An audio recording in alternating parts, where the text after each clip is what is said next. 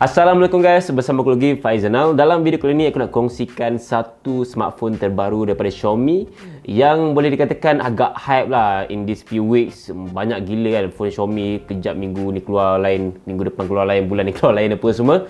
Jadi aku macam dah lama juga tak pakai sweater warna kelabu ni kalau korang perasan dalam video aku, dan aku memang rindu gila dengan sweater warna kelabu ni. So dalam video kali ni aku nak kongsikan aku punya first impression mengenai Xiaomi Mi 10T Pro. Xiaomi Mi 10T Pro ni actually dia macam pengganti ataupun pelapis untuk Xiaomi Mi 9T Pro yang dilancarkan pada tahun lepas. Kotak jualan untuk Xiaomi Mi 10T Pro ni biasa simple and minimal, tapi nampaklah agak premium dia, warna hitam dengan tulisan yang berwarna gold.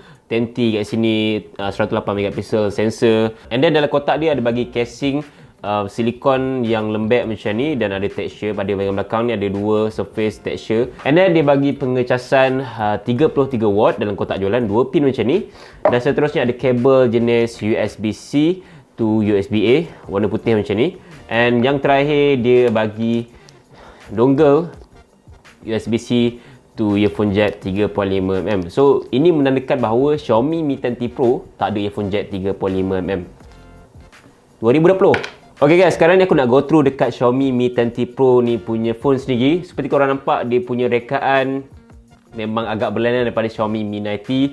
Dan first impression aku dengan dia punya kamera, actually kalau korang boleh tengok kamera dia, sensor, kedudukan, size ataupun rekaan dia, korang rasa macam smartphone apa? Aku memang familiar gila dengan rekaan kamera macam ni. Aku bagi hint sikit lah, dia ada 50, dia ada X. Memang sama gila rekaan dia, macam sensor kamera Xiaomi Mi 10T Pro ni. Ada satu kamera besar kat sini, mata besar, so ada sensor bahagian bawah ni.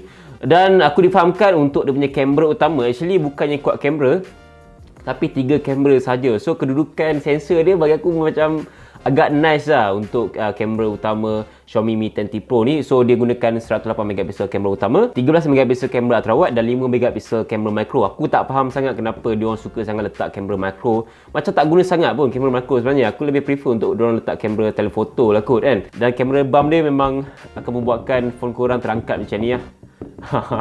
And then untuk Xiaomi Mi 10T Pro ni juga dia mampu merakam video sehingga 8K dan 30fps. Tapi most of the time memang aku gunakan 1080p je untuk resolution video biasanya. So untuk dia punya screen, korang boleh nampak sekarang ni screen dia yang menggunakan screen jenis LCD, bukannya screen jenis AMOLED ataupun OLED. Itu depends on pengguna sendiri, jenis suka ke tak suka ke, aku tak boleh cakap apa.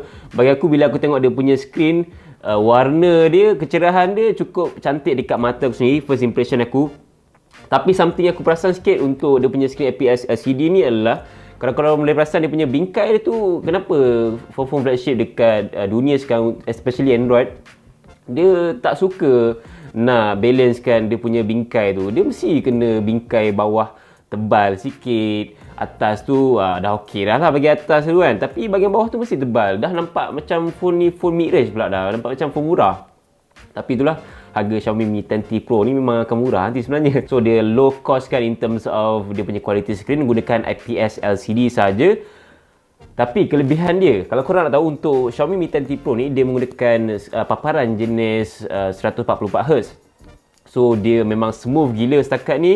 Dia ada pilihan 144Hz, 90Hz dengan 60Hz lah. So ada 3 pilihan saja, tiada 120Hz. Dan surprisingly tak ada lagging. Aku ada download apps Cortex Game untuk aku nak test dia punya refresh rate. Korang boleh nampak sekarang ni 144Hz. Actually refresh rate dia, yang menariknya, dia akan drop tau. Dia lebih kurang macam Poco X3 NFC saja. So kalau aku tak gunakan skrin ni, korang boleh nampak sini, dia akan drop to 50 ke 60 fps. So bila aku touch screen dia akan naik ke 144 fps ataupun Hz lah. At least dia akan menjimatkan bateri, dia tak fully ataupun tak all the time 144Hz. Setakat ni aku tengok icon pack dia, warna dia tu tak seteruk macam skrin LCD yang murah tau. Aku rasa panel LCD dia ni adalah panel LCD yang jenis mahal jugalah. Sebab kalau nak bandingkan dengan panel LCD yang digunakan pada phone-phone mid-range yang lain, memang obviously lah nampak colour dia tu macam pelik gila kan. Korang tahulah brand apa kan.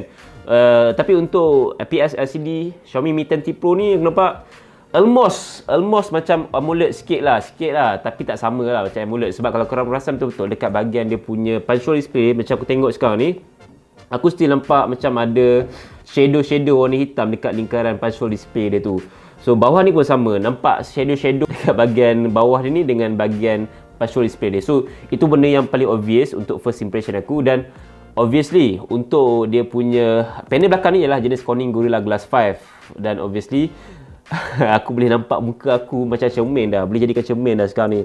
Walaupun panel belakang ni boleh jadikan sebagai cermin, of course lah, dia memang nampak gila kesan cap jari. Memang obvious sangat. Dan sakit gila mata aku tengok dia punya panel belakang penuh dengan cap jari. Kesan habuk memang senang melekat.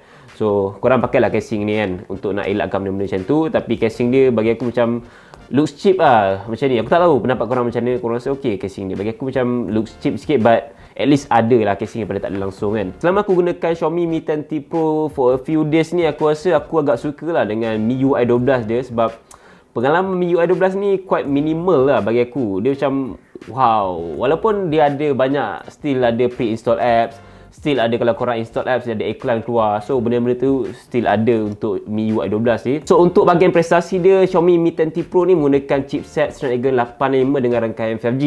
So dia punya chipset tu memang kelas flagship punya lah. Of course dia punya performance wise memang akan padu gila kalau korang main game multitask apa semua. Korang jangan risau pasal benda tu. Selain tu juga dia menggunakan 8GB RAM LPDDR5 dengan 256GB storan UFS 3.1. So dia punya specs wise tu macam agak wow lah. Lagi-lagi Xiaomi Malaysia baru teaser untuk harga jualan rasmi Xiaomi Mi 10T Pro ni yang bermula dengan 1,000.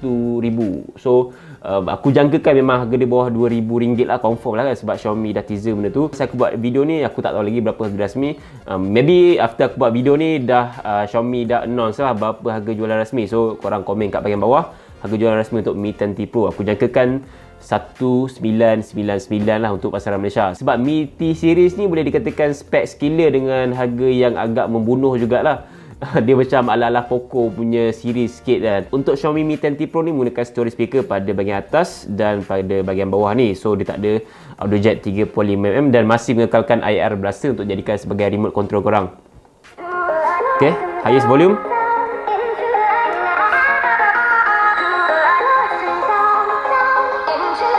Kuat agak.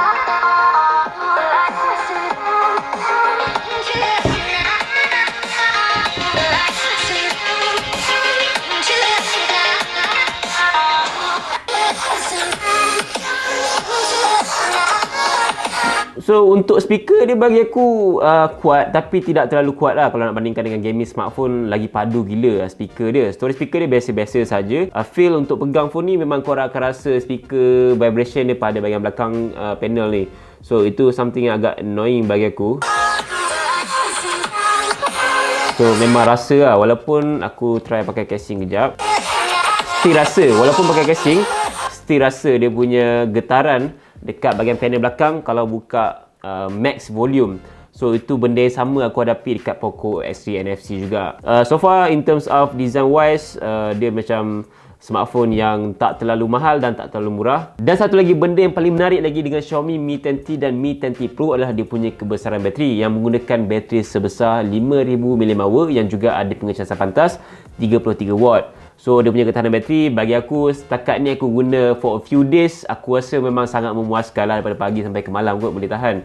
Walaupun aku main game, media sosial, multitask apa semua, aku rasa okay. But aku akan cuba gunakan lagi, lebih lagi sebab aku nak dia belajar cara penggunaan aku untuk dia adapt dengan cara penggunaan aku supaya aku boleh ulas lebih lagi. So gunakan for a few days aku rasa macam tak cukup lah untuk nak ulas lebih kan.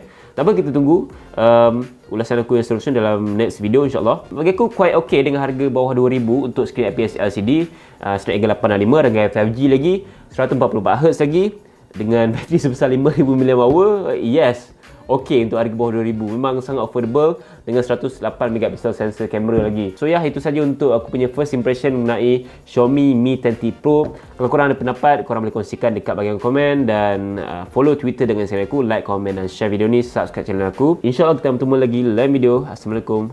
Bye.